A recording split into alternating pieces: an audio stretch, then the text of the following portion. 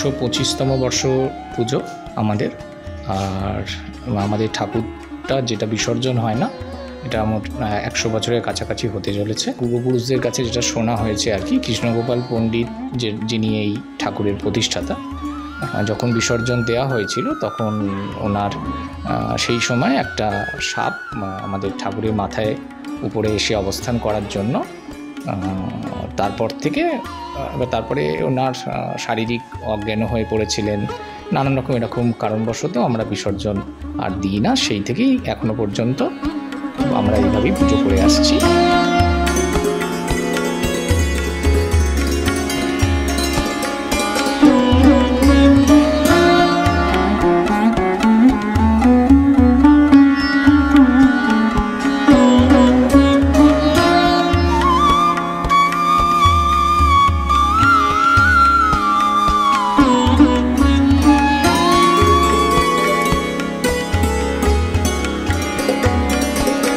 মাটির দুর্গা, তো এরা যখন প্রথম দুর্গা ঠাকুরটা তোলার পর কথিত আছে যে ওতে বিসর্জনের দিন একটা সাপ নাকি ওর ঠাকুরের মাথায় এসে বসে, তো বিষধর সাপ।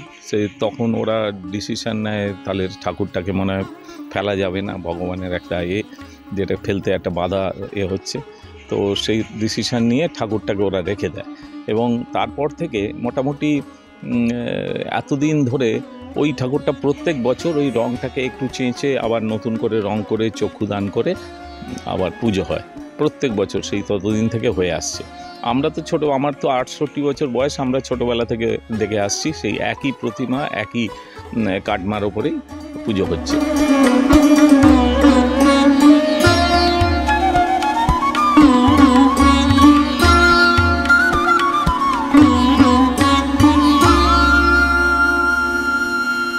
ফলো করুন সংবাদ প্রতিদিন ডিজিটাল।